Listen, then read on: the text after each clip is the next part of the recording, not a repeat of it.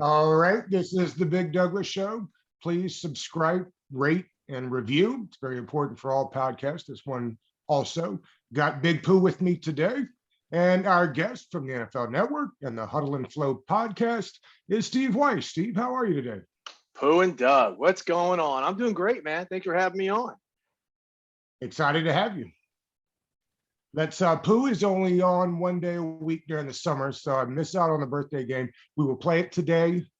So the all game they was somebody the birthdays will be this week. They might not have happened yet, but they will be during this week. Let's start with Felicia Rashad has a birthday this week. How old is Felicia Rashad? Jeez Louise. I'm gonna say 68. I know it's probably older than that. Well, the new dean of Howard University's Fine Art School, I believe, is 70. Oh, 73 this week. 73, 7. But I'm sure she'd be dying to go with Pooh's guess, no doubt. On Pooh, on your, I know he is on your Mount Rushmore. Ice Cube has a birthday this week. How old is Ice Cube? Still don't know how old Ice Cube is, but he is. I'm gonna say 52. 52. Yeah, I'm right 52. there too. I was about to say 51 or 52. One of my favorites, Leah Remini, has a birthday this week. Leah Wow. Remini. I can tell you they stole that from me. My father-in-law moved in with us. It's King of Queens right here every day. You do not have to watch the show. But Leah Remini. Let's go 44. I was going to say 46. 51 today. Wow. Wow. Okay. Let's see, and let's round out. Dirk Nowitzki has a birthday this week. How do you think Dirk Nowitzki is? Oh man, Big Dirk. Let's go. I'm gonna go with his number 41. And I would say 40. 43. 43 for Dirk. Wow. Wow. Yep. Man. Okay. So Steve, we had planned on having you last week, then the Julio Jones news broke. We had to reschedule. That's no problem, of course. So I'm curious from you because I know that you covered the Falcons for a while. It's not that they didn't want Julio, right? It's that with the cap, they just couldn't work it. I hear all the time. I guess I ask this because I hear all the time. The cap is not a thing you can manipulate it any way you want to, but they did not manipulate it. They had to get rid of one of their best players because they couldn't afford him. Is that true, or he was ready to go? Well, well, to the latter point, he was ready to go, and they opted not to manipulate the cap. You can always manipulate the cap. I mean, at some day there will be a reckoning. Like right now, the Saints are going through the reckoning. They had to lose a lot of people, and they said, you know what, we're not going to pay some big contracts this year because we don't have the space. It's why getting Jameis Winston on a very affordable deal allows them to build a roster that's still going to be competitive while the payments coming due on a lot of these big contracts like they had, like Drew Brees' old deal. So they opted not to, in part because Julio wanted out. He had not been happy there for some time. You got a new regime coming in. They were like, look, we cannot have a big presence like Julio Jones not happy while we're trying to establish something, with some younger players and Matt Ryan. So, they opted to make the deal. Plus, it was like they have, their feeling was the cap is jacked up. He's got more value now than to try to force your way through this. And then maybe at 33 and a little nicked up, his value is even less. So go ahead and make the deal. And they're going to have to live with the consequences. I mean, by trading him to Tennessee, they get him out of the NFC, but they really strengthened the Titans roster. I mean, the Titans roster is really good offensively, but this just took them to the next level because Julio's a great receiver, great blocker, team guy, does everything that organization in Tennessee likes to do. The Falcons, their roster is weakened. They drafted Kyle Pitts, a rookie tight end. They're going to have a new scheme. Calvin Ridley is more than a capable number one wide receiver. But they're going through a change. They're going through another regime change there. So we'll see how this impacts the Falcons. But no one, I think, can sit there and say let's say they finish sub 500, can blame it simply on not having Julio Jones. So they've got some holes they've got to fill there. Steve, I'm a little confused by Atlanta's off season, I'll say. I think they had a chance, new regime, new front office, new head coach, to really start over. And they still decided to keep Matt Ryan. Obviously, they had to get rid of Julio for contractual reasons, and Julio just being ready to go. Do you think that they missed a prime window to really restart the franchise and reset the franchise by not going all in on the rebuild this offseason? Or do you think Arthur Blank just doesn't have the stomach for a complete rebuild? No, I mean, first of all, I think Arthur Blank's got the stomach for it, but that clearly was not the philosophy. I mean, they figured, I think they figured if they moved Matt Ryan and Julio Jones, the dead money on their cap would be absolutely insane, right? It would be insane. I think it would be combined more than $30 to $40 million you're paying. Your cap is taking a hit for guys who wouldn't be on your roster. That's a tough pill to swallow. At the same time, if they don't win this year, right? Let's say they are not a playoff team. What did you get out of this year? You're a year behind the cycle on getting a good quarterback. You're potentially a year behind on addressing some other issues. So, they have to hope, in my opinion, this is not a wasted season, because Matt Ryan, after next year, they're going to have the same bridge to cross that they just crossed with Julio in terms of the salary cap. Do we move on? Are they going to be in a position to get one of these young quarterbacks coming out of the draft?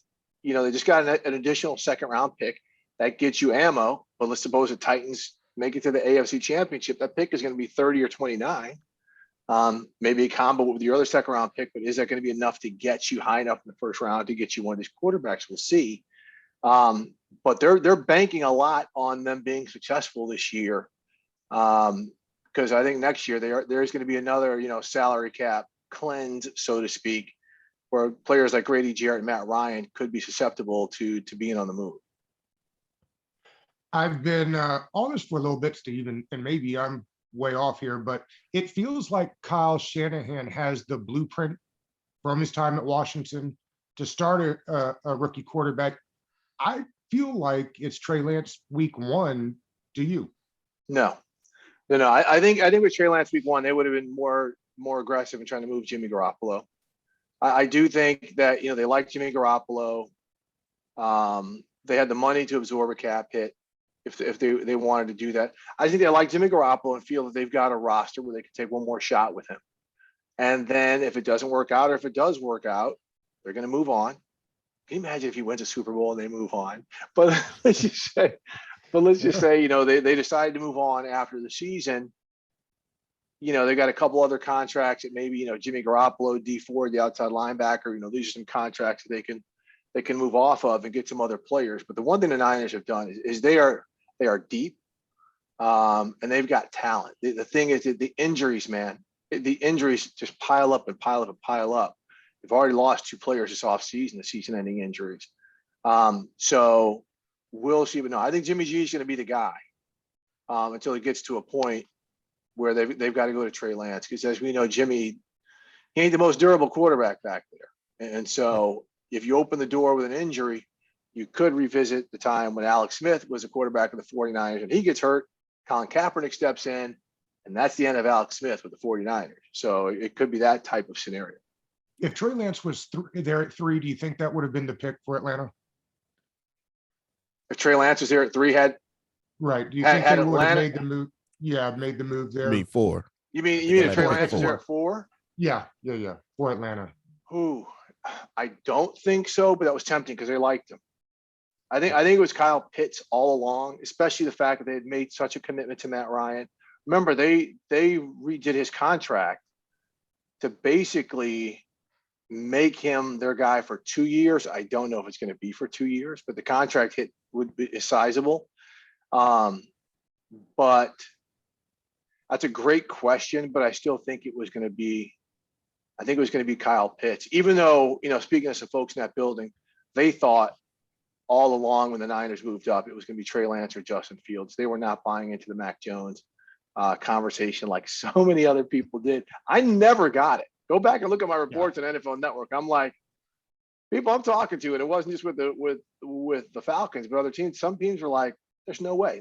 There's no team talking about Mac Jones being a top 5 pick.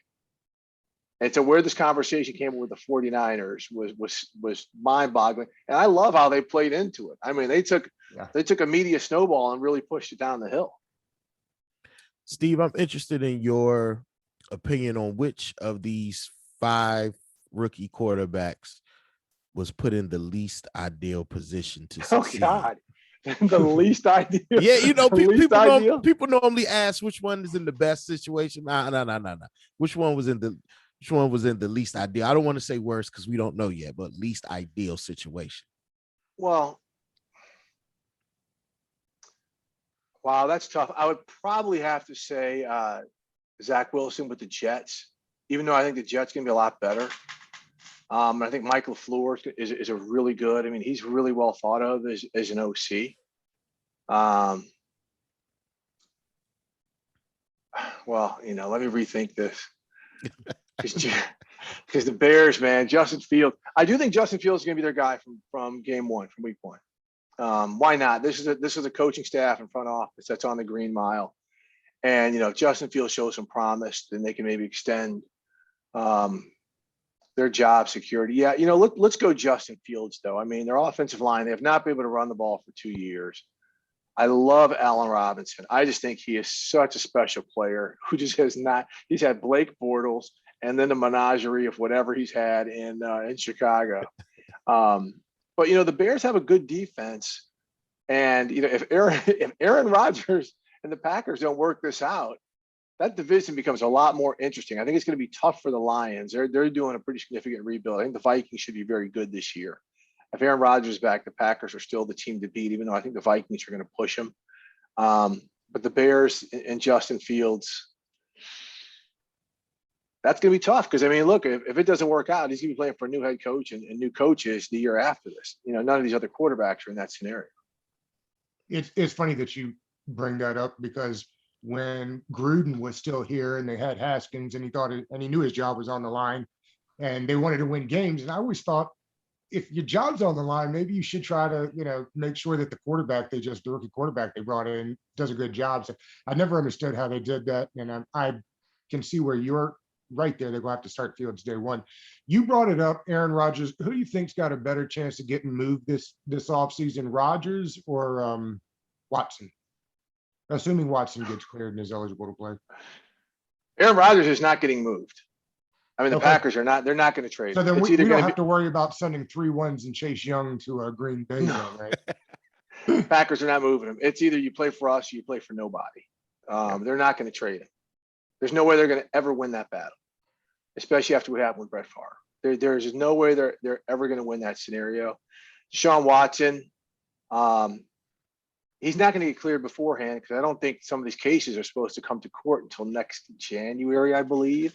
Yeah. Or at least depositions or something like that take place until next January. And even if the Texans found the suitor, it would be very difficult for any of the 31 other teams to sell a fan base, to sell several of their employees, to sell the NFL, that they're taking serious some of the allegations and some of the league policies that these allegations, are kind of, supposed to, be involved with. So it's just too tough to move him, but I don't think he plays it down for the Texans this year. That's just a standoff. The league may put him on the commissioner's exempt list. I just don't know, but he doesn't play for them and he gets moved after the season. Steve, I want to switch gears a little bit. Because I'm hearing your phone going crazy over there. Sorry, let me silence it. Oh, no, you're fine. Feel free to break news anytime. Yeah, absolutely. I just want the people, can you take people through a typical day of yours? I know it's off season and maybe a little bit slower now, but just a typical day, let's just say once training camp starts in your world. Because I think people get it confused, like, oh, you just get to come on TV and just wax poetic about football, but it's more that goes into it than that. So can you just break that down a little bit? Yeah, there's a lot more. I mean, the one thing that's great about the season is there is a rhythm and tempo to it, right? So training camp comes, you basically have a month of a grind, right? And for me personally, in the middle of training camp is the Pro Football Hall of Fame ceremony. So I'm up in camp for 5 days with that because I'm our lead on the Hall of Fame ceremonies. But like a typical day in training camp, let's say we open up this year and I'm with the Rams out here in Los Angeles. I'll spend several hours. Hell, part of it's driving down to Irvine, probably an hour and a half to where they have their training camp. But then I'm there. A lot of it too is working the phones beforehand, just getting a lot of things in place with, talking to some coaches and maybe, okay, here's some things to look out for. So if I have to go on air before they start practicing, I've got fresh information to deliver to the viewers and to put up on digital. So folks can see, okay, this is something to look for, some of the expectations, Matthew Stafford, whatever. Then once I get out there, watching practice, and that there's nothing I love more than watching practice. I'm not a big no pads practice guy, but I really pay attention to like personnel packages and defensive substitutions when they go to nickel and dime and some of the combinations they're really trying to work. If maybe an outside linebacker and a defensive lineman, like let's say Aaron Donald and Leonard Floyd, just some of the combinations, some things they're doing. Are they moving this outside linebacker inside to a D tackle? Just little details. I mean, I really pay attention to this type of stuff. And then I may not go on air with that today, but because that might have been a single day experiment, what I just talked about. But if I see it over and over, like, okay, this is something for the mental bank. These are some things they may try to do in certain situations, especially when they've got opposing personnel matchups that favor that type of grouping. So these are things I pay attention to. Of course, I go on air. Oftentimes, I will write a little bit of something for the website for them to post on digital sites. We have to do digital hits because so much is gleaned these days from your phone, from your iPad. If I can give a 45-second, hey, I'm out here, it's 100 degrees in Irvine, California. So head coach Sean McVay, had the guys take off their shoulder pads halfway through practice and did little things like that necessarily aren't as pertinent to a 45-second hit to maybe the TV audience because I'm talking about something completely different. That's also part of it. But I spend the majority of my time, and thank goodness we're coming out of this pandemic, because last year was very difficult, is working relationships, walking off the field with a coach, and not just a head coach necessarily, but a coordinator or a position coach. Position coaches are the best because you can say, okay, hey, what corners are really looking good? Is this guy better inside or outside? Is he a press man guy? Is he an off man guy? Is he more of a zone cover guy? Just gathering. Again, it's always not something where I want to drop it right away. I'm storing it for proper context when it really comes into play. And, that's something I've learned. I've been doing this now since 1989. But just to really get out there it varies from day to day. Some days I'm in studio. But I really like in training camp being out on the field and just, as they say, smelling the grass, talking to people. The days are long. If you're going to get in this business and you think it's 9 to 5 or you're down for an 8-hour day, you won't be in this business for long. But if you don't welcome those 13 or 14-hour days too, then I suggest you call up Facebook or someone else and see if you can get hired there, because this is what it's about. And if you're not about it, then you're serving the wrong master, so to speak. Steve, this is a Washington football team heavy podcast. Let's switch gears there. Yeah. I'm curious, it's taken 2 years, they've said, to do the name change. What does the league, how concerned is the league about what it becomes and how important it is? I do not think it is on the top of their priority list. I think they saw how the public switched to the Washington football team very quickly. I don't think they're pushing the team to come up with it. I mean, do the fans want it? I don't know. I don't live in DC anymore. I mean, I don't know if they're desperate for a name change. I would think that's not on the forefront of the thinking. If you've got to go through another year, fine. I think what they've done in terms of changing the overall culture has been seismic. Yeah. What Jason Wright and Ron Rivera have been able to do to kind of pull this organization from being the butt of jokes to showing leadership, to showing that, okay, we do care about the fan base. Yeah, we do care about the product. We do care about weeding out the folks who don't need to be here and don't want to be here and bringing in the right people. I think that is far more at the front and center of consciousness with the NFL, with the club itself, than the actual name change. Steve, do you believe Ron Rivera when he tells us that there is going to be a real quarterback competition in training camp this year? No. Thank you, Steve. No, it's Ryan Fitzpatrick's job. Why would you sign him and make him compete? Why would he go there if he's competing for the job? Now, it could be his to lose. I mean, if he goes there and stinks it up, then you've got a competition. Taylor, Heineke, whatever you want to do. But it's Fitzpatrick's job to lose. No, come on, Ron, please. Spare us. Love you. I love you to death, Ron, but come on. What do you think makes for a good season for Washington record-wise after winning the division last year, 7-8, I guess it was, or 7-9? Well, look, I mean, double-digit wins, another return to the playoffs, and a playoff victory. I mean, they've established a foundation now. The expectation is what it is. They have drafted well. Look at some of the offseason moves they made. I mean, getting a guy like William Jackson, the corner, getting Curtis Samuel, who I love. He's one of my favorite players. He can play running back, slot, wide. You can do so much with him. He is going to be fun to watch, especially with Fitzpatrick's improvisation. And yes, I said Fitzpatrick because he's going to be the quarterback. But and then defensively, they're just so stacked. You add Jamin Davis, the linebacker out of Kentucky. 6 of the players they drafted were on the defensive side. Jack Del Rio has done a fantastic job, of coaching up all that talent, coordinating all that talent. Yeah, I mean, look, the NFC East is what it is. I mean, we make fun of last year because all the teams were bad, but it still came down to the end, which it always does. Back when we were playing 16 games, it was a rarity when you had a team in that division win 11, 12, or 13 games. It was always a 10-6, 9-7 team winning that division, and it came down to the final 2 weeks.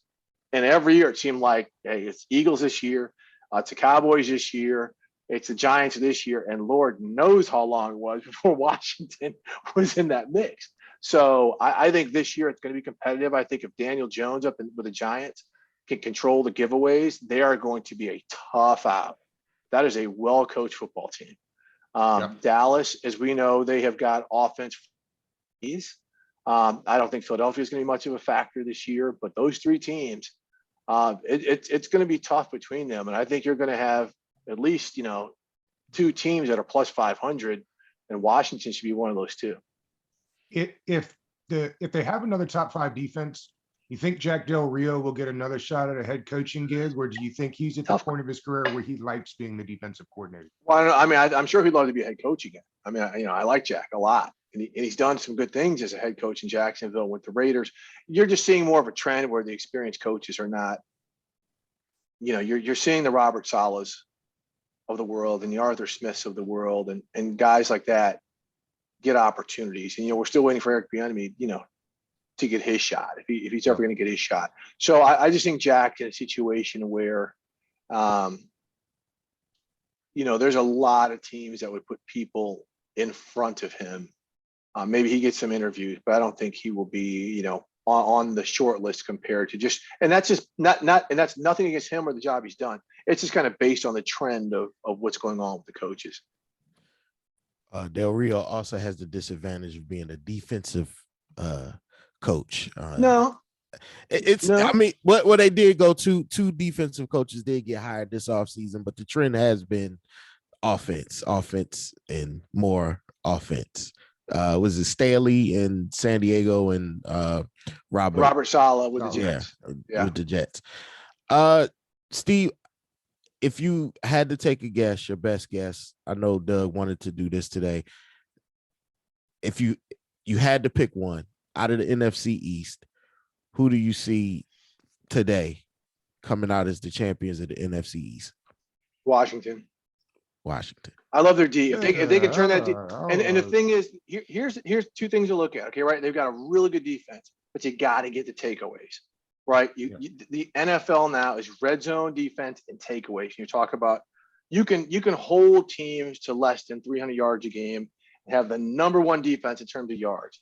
But if you're giving up points and you're not giving the ball back to your offense, it doesn't mean anything. It really doesn't. Like Miami was 10-6. Their offense was dreadful last year. It wasn't dreadful, but it wasn't great. But they led the league in takeaways, right? So they're knocking on the door of making the playoffs. So that's what it comes down to.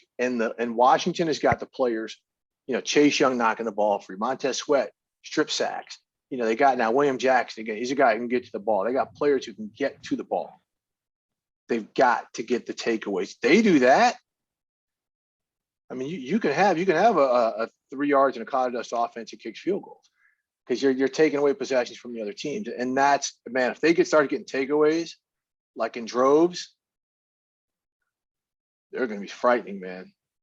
Steve, before we let you get out of here, I know you did a special with Work Done earlier in the week on Juneteenth, which is this Saturday.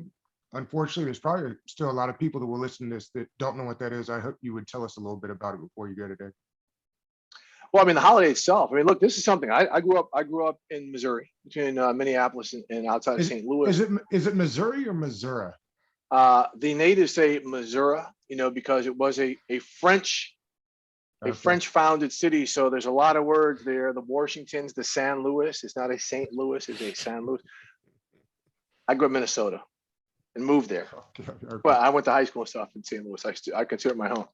But look, it's something I never learned. I didn't know about Juneteenth seriously until like 4 or 5 years ago. It's like the Tulsa Race Massacre. I did not know that until like 4 or 5 years ago. It's not taught in the curriculum and whatever. That's a whole nother subject. But the holiday itself is really, June 19th, 1865, when Union soldiers go to Galveston, Texas, and they still see slaves work in the fields. They're like a word. Abraham Lincoln gave the Emancipation Proclamation more than 2 years ago. You guys are free. Should have been free, but just letting you know. And so there's a holiday to celebrate that. And, with Work Done, of course, we know he's one of the most charitable athletic figures ever, right? He's not given away, but he's helped 189 single mothers and fathers earn home ownership. He gives them a down payment. He gives them other funds to help them get into home ownership and, helps arrange mortgages and things like that. So this was a discussion where not only we were talking about his charity, but we were also enlightening people about things like the Juneteenth holiday. Like, this is a time to really look at some of the inequities that's going on in society, especially dealing with home loans and the difficulty after COVID of home ownership. I mean, rent relief is going to put a lot more people on the, when that expires, going to put a lot more people on the streets.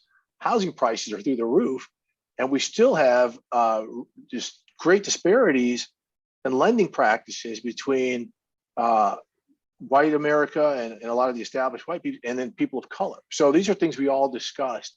And with Warwick's background with the Homes for the Holidays, it was a real pertinent discussion. You can find that on WDC.org, workdonecharities.org. It's a great discussion. And he's also doing a big thing on June 25th to help raise funds. So with the next couple of months, they can get their 200th family in a home. They're 189 now. So it'll be a really incredible cool deal. Yep. Incredible. Yeah, I love the Work Done charity. I love the homes. A lot of people don't even know one of the homes he helped a single parent get was Deshaun Watson's mother when he was young. So you never know what can come of that. So it's a beautiful thing. Steve, we thank you for your time. We thank you for joining us today. Let the people know where they can find you on Twitter or Instagram or any other social media you may have. Sure. Yeah, man. Look, NFL Network, Hell and Flow Podcast, even though we're on hiatus right now, but hopefully we'll be resuming soon. On Twitter and IG at Wyche, WYCHE 89. I'm around. I'm active. Holler at me. It's all good. Steve, thank you so much for coming on today. Peace, y'all. Thanks for having me. Have a good one. All right. All right. Appreciate you guys, man. It was fun. Yeah, thank you, Steve. You got it, Doug.